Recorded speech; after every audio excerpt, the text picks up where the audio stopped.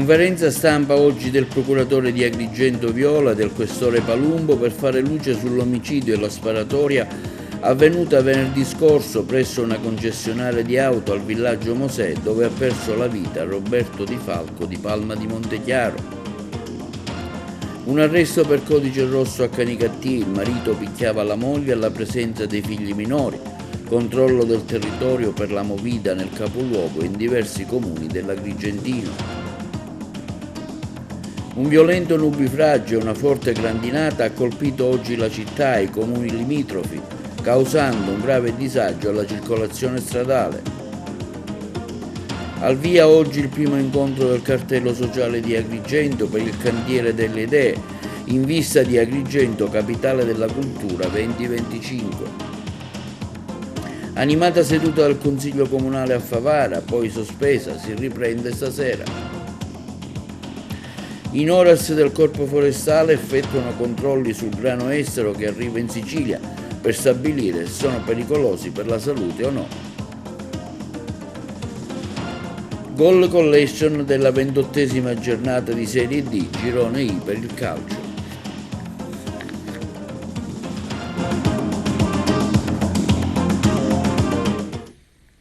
Buongiorno, benvenuti con l'appuntamento del nostro telegiornale TVA Notizie, conferenza stampa oggi presso la questura di Agrigento relativa alle indagini in merito alla sparatoria avvenuta lo scorso 23 febbraio ad Agrigento che ha coinvolto una concessionaria di auto al villaggio Mosè dove ha perso la vita Roberto Di Falco, 38enne di Palma di Montechiaro. Ha seguito per noi l'evento Giuseppe Moscato.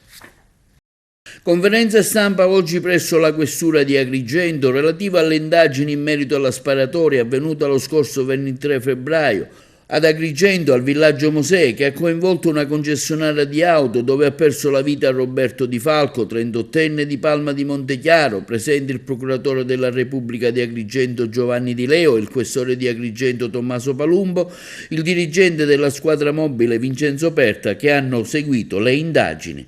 Numerosi gli aspetti chiariti su quanto accaduto. Il procuratore ha parlato di sinergia, di condivisione, di obiettivi, di grande lavoro e anche di ottimi risultati da parte della questura in generale. Sì, assolutamente. Come ho già detto, la sinergia non ha riguardato solo esclusivamente gli organismi della Polizia di Stato, ma ha riguardato organismi della Polizia di Stato che lavorano in sinergia anche con gli uffici giudiziari, e questa è una cosa assolutamente importante, e vorrei sottolineare anche quando ha detto il procuratore capo su quella che è la disponibilità e la sinergia che si è venuta a innestare anche con il corpo degli avvocati.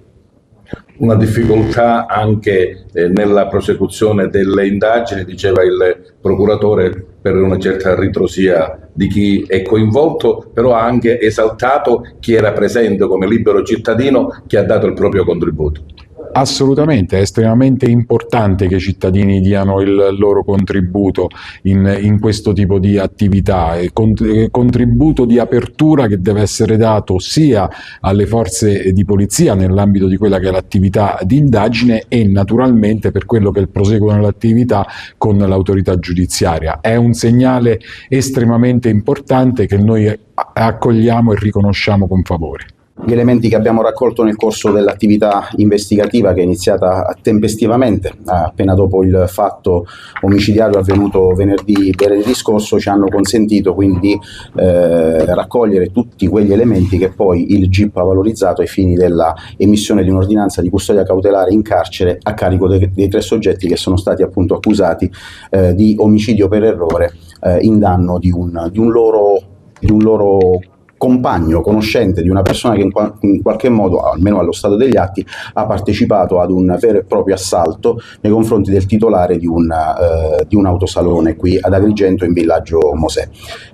La vicenda è stata chiarita almeno allo stato degli atti come appunto una vicenda grave, e il procuratore della Repubblica, il dottore Di Leo, lo ha sottolineato nel corso della conferenza stampa. È una vicenda che purtroppo pone ancora una volta in luce un un problema non soltanto culturale ma anche un problema morale.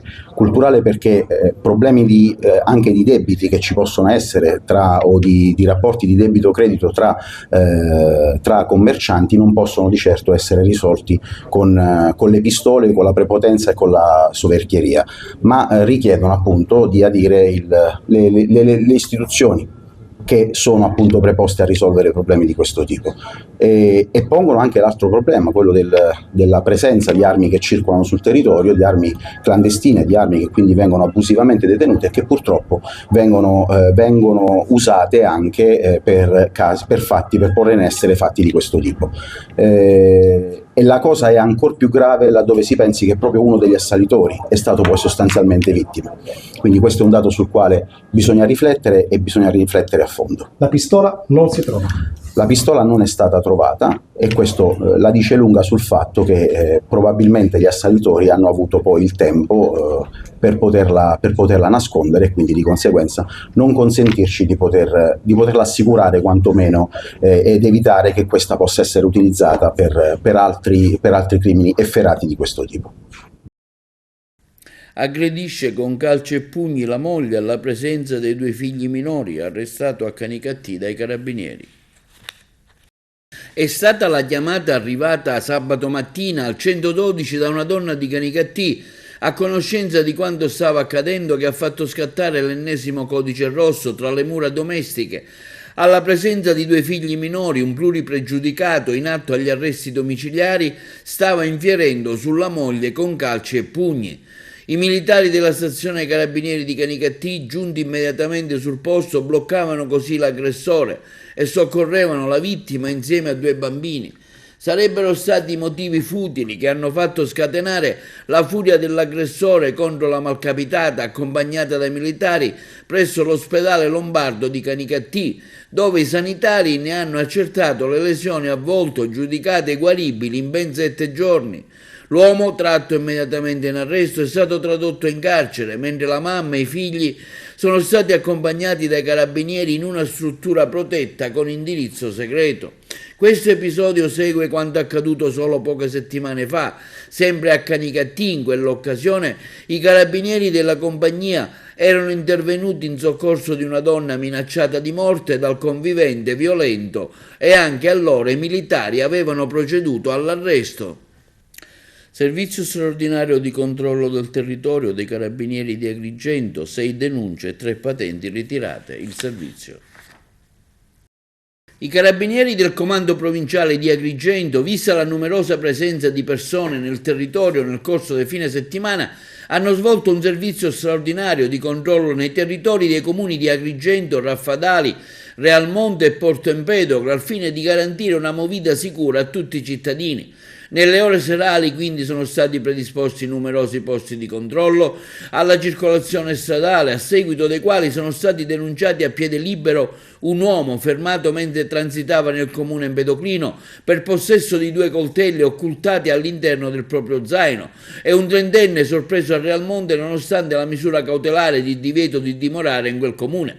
I militari del nucleo operativo radiomobile inoltre hanno deferito in stato di libertà un 18enne fermato alla guida del proprio motociclo nel comune di Raffadali, in quanto a seguito di perquisizione veicolare e domiciliare è stato trovato in possesso di ben 25 grammi di sostanza stupefacente tipo hashish e di materiale per il suo confezionamento.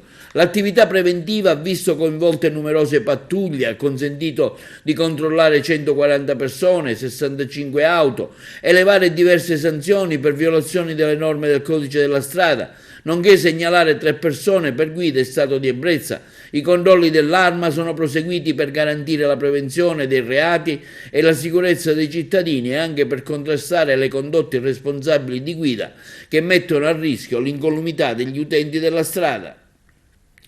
Un violento nubifragio ha avuto luogo intorno alle 11 di oggi su Agrigento e i paesi limitrofi. Una forte grandinata ha investito la città dei Templi e i paesi limitrofi, causando diversi disagi per gli automobilisti. Il servizio. Un violento nubifragio ha avuto luogo stamani su tutta la città di Agrigento e nei paesi limitrofi. Una forte grandinata ha investito la città dei Templi creando disagi alla circolazione. Fiumi d'acqua piovana per le strade del centro, le frazioni del villaggio Mosè di San Leone, con conseguenti difficoltà nel transito veicolare andato in tilt. Quello di oggi è il primo vero temporale dell'anno, dopo giorni di bel tempo e di mancanza di piogge, che ha determinato conseguentemente problemi all'agricoltura locale e nella distribuzione idrica con gli invasi semivuoti. Il cielo pumbro e la pioggia dovrebbero proseguire per tutta la giornata di oggi e, secondo le previsioni, anche per quella di domani. In particolare il flusso d'acqua delle piogge si è riversato in piena Valle dei Templi, creando difficoltà alle macchine in transito. Pochi giorni fa un'allerta meteo è stata dirmata dalla Protezione Civile. Intanto, in una nota stampa, Mare Amico evidenzia come ogni volta che piove a San Leone succede questo, come si vede nel video, ma non si tratta di una cosa normale, perché questo pozzetto dovrebbero solo transitare le acque nere. Se quando piove il pozzetto scoppia è perché ci sono un numero impressionante di bypass tra le acque bianche e le acque nere. Il risultato finale è che quando piove la fogna finisce in mare. Si è svolto stamani ad Agrigento l'apertura del cantiere delle idee promosse dal cartello sociale, formato dalle 3 stringhe sindacali CGIL, CISL, UIL e dall'ufficio pastorale dell'Arcidiocesi per Capitale della Cultura 2025, presente anche il presidente della fondazione, professor Giacomo Minio, e tante associazioni del territorio. Noi eravamo sul posto, abbiamo seguito l'evento. Ecco, il cartello sociale oggi ha indetto questa riunione verso una fabbrica delle idee, ma anche che serve da pungolo e da stimolo all'amministrazione, come d'altronde è il vostro leitmotiv dell'attività del cartello. Il cartello ha pensato di fare questo cantiere delle idee perché, come lo è in genere, la cultura è l'insieme di tutte quelle realtà che vedono il lavorare sinergicamente le potenzialità presenti sul territorio. Ed è questo il progetto che abbiamo nella mente e nel cuore. Speriamo che ci siano tante idee, dalle idee si possa passare ai progetti e dai progetti alle opere concrete che permetta ad Agrigento dal 2025 in avanti di svoltare e di iniziare un percorso virtuoso che possa portare alla promozione del nostro centro storico, dei nostri centri storici, pensando anche alle città della nostra provincia, della Valle dei Templi che non ne ha bisogno, e di quella cultura che è tipica nostra agrigentina e che la storia ci riconosce. Voi siete stati presenti, siete presenti anche su tante tematiche importanti come quella della salute, della protesta sugli agricoltori, quindi è una funzione importante che voi avete nel sociale come cartello? Credo di sì. Lo scopo che vuole realizzare il cartello è quello di creare sinergia tra le varie realtà presenti sul territorio, tutte le forze, da quella politica a quella associazionistica, la Chiesa, la gente comune, i nostri governanti, possiamo fare ognuno la propria parte per cercare di migliorare il territorio. Ho chiesto a voi e anche agli altri amici della stampa di temporeggiare qualche altro giorno perché stiamo effettuando tutte quelle che sono le attività prodromiche proprio per attivare la fondazione.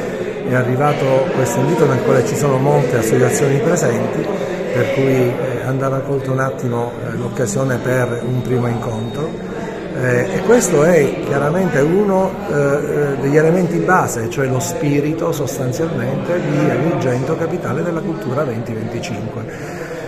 Bisogna comprendere che Agrigento deve essere un evento, sostanzialmente, Agrigento Capitale della Cultura, che non si può in qualche modo relegare a singoli, ad una fondazione, ma è un evento collettivo, è un evento di partecipazione collettiva, pertanto si vince se si vince in squadra.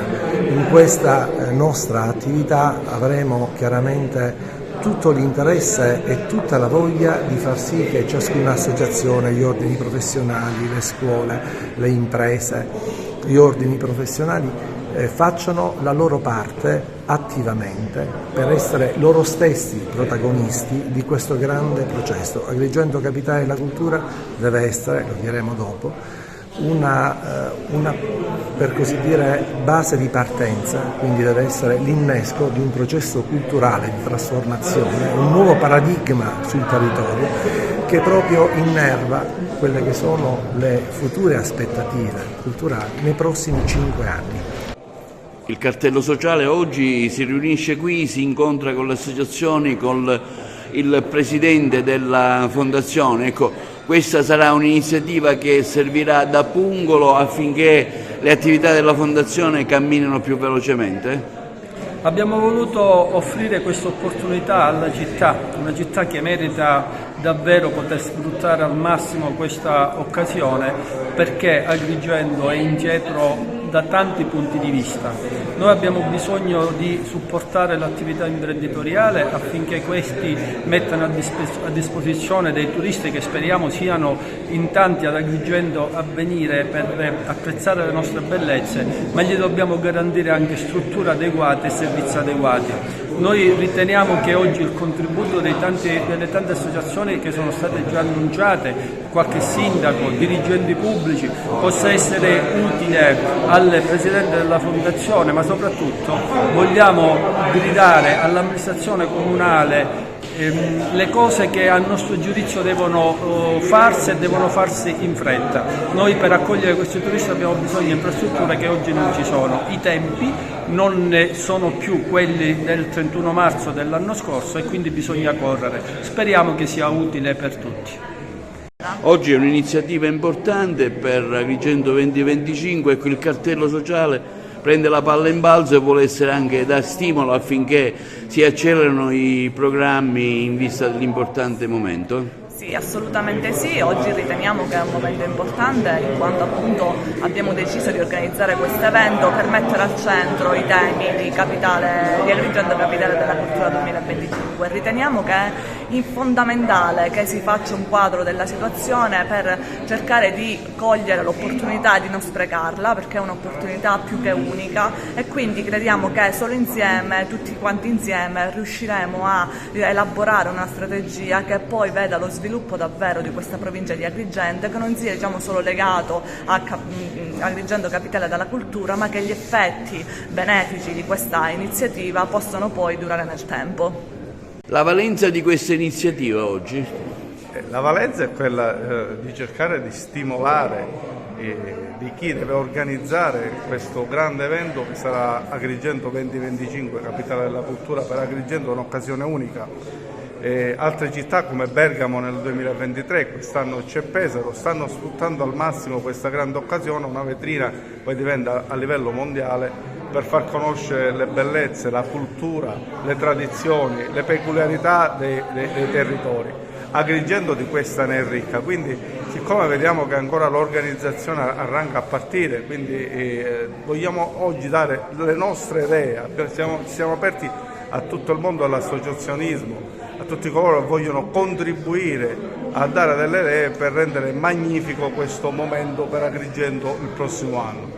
Quindi il cartello sociale è sempre presente nell'interesse del territorio. Oggi si parte verso questo progetto, cercheremo di essere presenti e far sì che per Agrigento questo sia un momento unico e indimenticabile. Passiamo alla notizia di Favara. Animata seduta al Consiglio Comunale ieri sera, approvati 2 debiti fuori bilancio, ma la seduta è poi caduta per mancanza del numero legale. Sarà aggiornata a questa sera il servizio di Giuseppe Moscato. Animata e in alcune battute anche scontrosa seduta del Consiglio Comunale di Favara, riunitosi ieri sera in sessione ordinaria, convocato dalla Presidente Miriam Mignemi. Ad animare la discussione lo scontro con toni accesi, e non è la prima volta, tra il consigliere comunale d'opposizione Giuseppe Lendini e il sindaco Antonio Palumbo. Un batti e ribatti con accuse e contraccuse che hanno per alcuni aspetti travalicato il normale scontro politico. Ad innescare l'accesa discussione le accuse di ritardo formulate con una interrogazione e la presentazione anche di una mozione per stigmatizzare il ritardo nella pubblicazione di appositi bandi per la concessione in uso ed in gestione delle aree e ville comunali adibite a verde pubblico.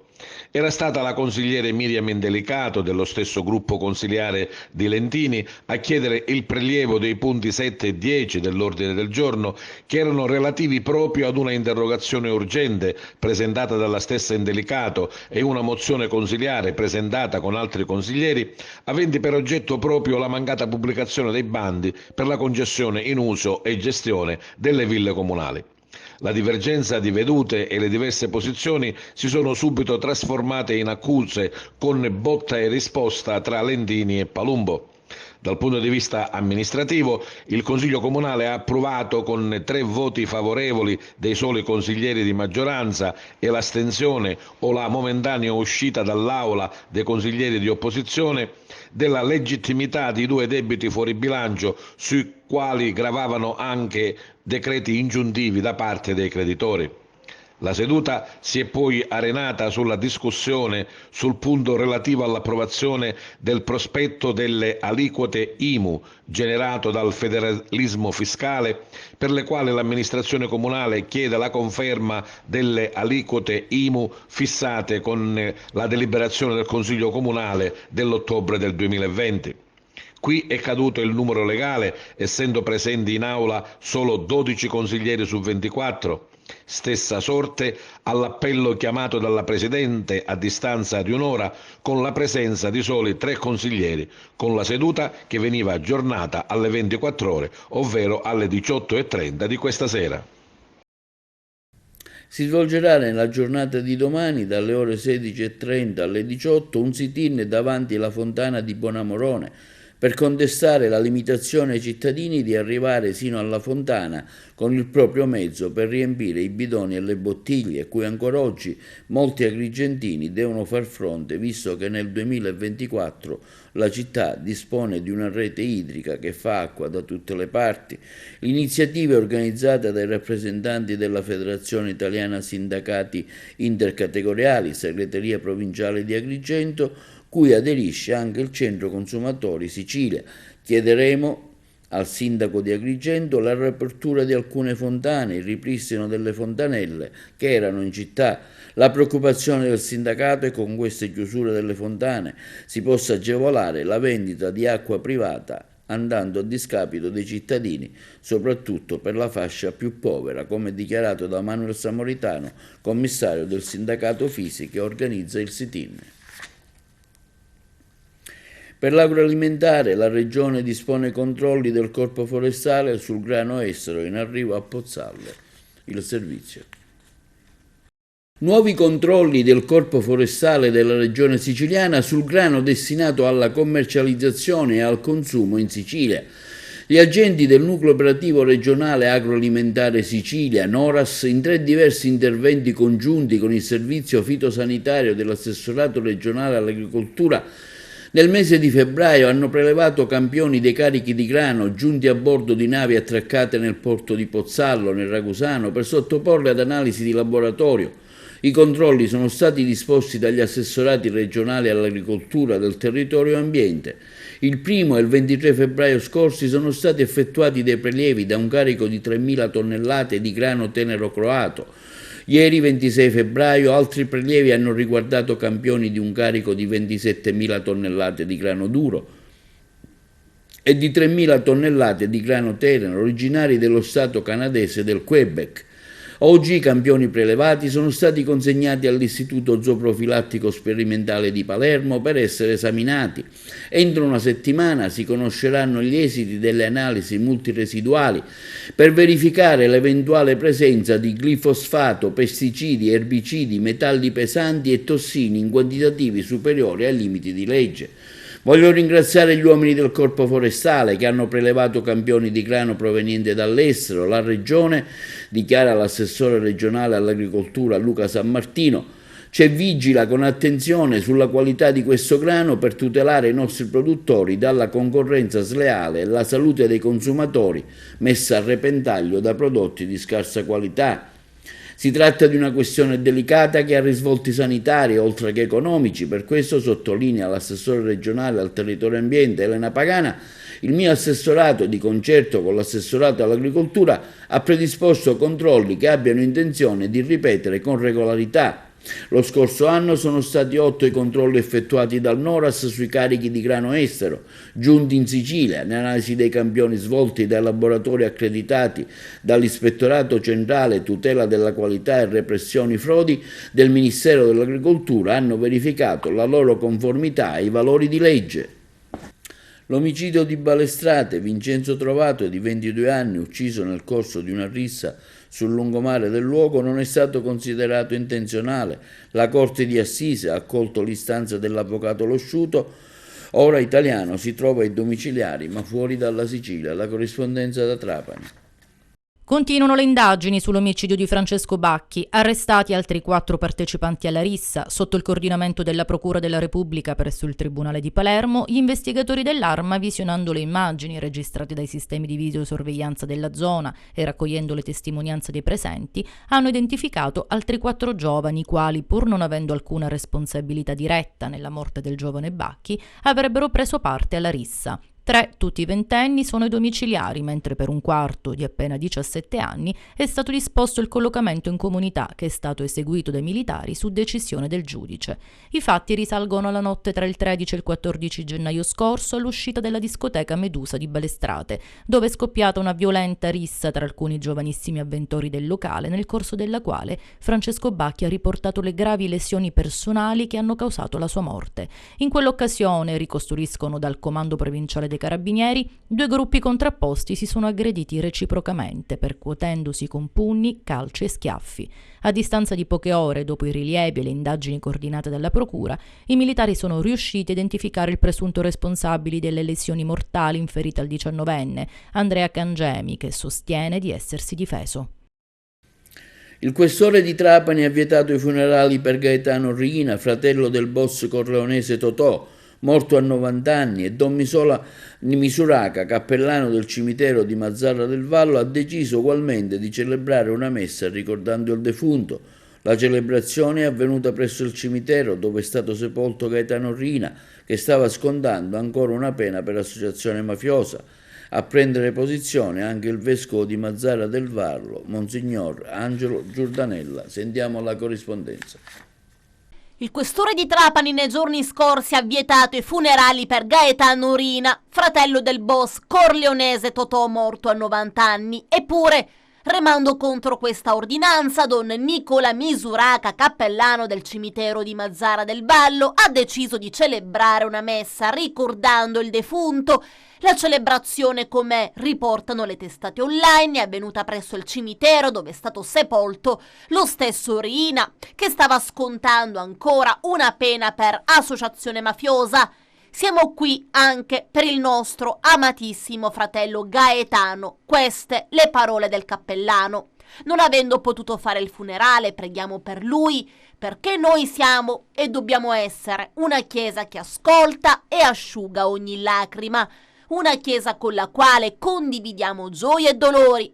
Alla celebrazione presieduta dal prete c'erano la moglie di Gaetano Riina, la figlia Concetta, familiari ed amici. Durante l'omelia don Misuraca ha sottolineato che non saremo giudicati dalla Chiesa ma da Dio, a cui nessuno si può sostituire. Lui è l'unico giudice della nostra vita. Cristo è morto per tutti, ha versato il suo sangue per tutti, nessuno escluso. Nella misura in cui qualcuno esprime un giudizio sull'anima della persona, questo è nel peccato. Se io commetto un furto, ha ancora aggiunto il sacerdote, devo essere condannato e questo è un giudizio sul comportamento, ma il giudizio dell'anima non spetta a nessuno, se non a Dio. Ecco perché la nostra preghiera deve essere rivolta a tutti e nessuno può giudicare. Al termine della celebrazione il parroco ha anche incensato e cosparso di acqua benedetta una foto del defunto posta su un tavolino davanti all'altare. In fondo alla chiesa, su un tavolino, c'era anche un foglio dove i fedeli potevano lasciare un pensiero scritto. Quella del cappellano del cimitero di Mazzara del Vallo, don Nicola Misuraca, è stata una scelta incresciosa e arbitraria. Lui ha disubbidito alle norme della Chiesa, da tutti conosciute, e quindi saranno presi i dovuti provvedimenti disciplinari. E subito è intervenuto in questo senso il vescovo di Mazzara del Vallo, Monsignor Angelo Giordanella, che non ha gradito il gesto. Il vescovo infatti ribadisce che la posizione della Chiesa nei confronti dell'associazione mafiosa e dei suoi singoli componenti è chiara, così come è inequivocabile. L'associazione è inconciliabile con il Vangelo e con la fede della Chiesa. Tutti coloro che ne fanno parte si autoescludono direttamente o indirettamente dalla comunità ecclesiale. Il questore di Trapani lo scorso 23 febbraio ha vietato tassativamente funerali per Gaetano Riina, autorizzando solo la sepoltura privata, senza alcuna celebrazione liturgica, ma così non è stato. Per una degna sepoltura, si fa per dire, per un altro pezzo da 90, Gaetano Riina, per il quale la terra gli ha concesso l'ultima clemenza, la benedizione, l'incenso sulla foto, i messaggi di quanti gli hanno dato l'ultimo saluto e persino una breve ma particolare funzione liturgica. Linea alla regia per la pubblicità. La polizia ha eseguito 2 ordinanze di custodia cautelare emesse dal GIP nei confronti di 4 persone, 3 degli arrestati domiciliari con braccialetto elettronico e 1 con obbligo di dimora e di firma, e dal GIP presso il Tribunale per i minorenni nei confronti di altri 3 indagati per cui è stato disposto il collocamento in comunità. Sarebbero responsabili di un'aggressione omofoba ai danni di 6 maggiorenni e di una rapina in un negozio. I provvedimenti nascono da un'indagine avviata lo scorso 20 gennaio quando un gruppo di giovani venne aggredito e insultato con frasi omofobe. Le vittime vennero prese a calci e pugni. Sentiamo la corrispondenza. Individuati i presunti autori dell'aggressione omofoba dello scorso 20 gennaio a Palermo, 7 le persone colpite dalle ordinanze, 4 maggiorenni e 3 minori. Nel dettaglio personale della squadra mobile, sezione contrasto al crimine diffuso Falchi, ha eseguito 2 ordinanze di custodia cautelare emesse rispettivamente al GIP presso il Tribunale di Palermo a carico di 4 indagati destinatari di 3 misure degli arresti domiciliari con il braccialetto elettronico e di un obbligo di dimora e di firma, e dal GIP presso il Tribunale per i minorenni a carico di 3 indagati destinatari della misura del collocamento in comunità, poiché ritenuti responsabili di un'aggressione di natura omofoba perpetrata ai danni di 6 maggiorenni, nonché di una rapina ai danni di un esercizio commerciale a Palermo. Il gruppo, dopo aver apostrofato con insulti e offese dei giovani in centro città, li avrebbe successivamente aggrediti con calci e pugni. Decisive le immagini di videosorveglianza per risalire ai presunti autori del pestaggio e di una successiva rapina a un esercizio commerciale di via Roma. Festa a Realmonte per i 100 anni di Giuseppe Monachino. Alla cerimonia presente anche il sindaco di Realmonte, Sabrina Lattuca. Le interviste. Siamo qua a festeggiare il centenario di un nostro concittadino, Giuseppe, che oggi compie appunto 100 anni. È ricoverato presso una struttura. Colgo l'occasione anche per ringraziare la struttura Messina che ospita questi nostri nonnini e li fa sentire a casa. Stavo dicendo un centenario, un partigiano, quindi abbiamo un pezzo di storia che ha combattuto con gli altri per la libertà e per la democrazia.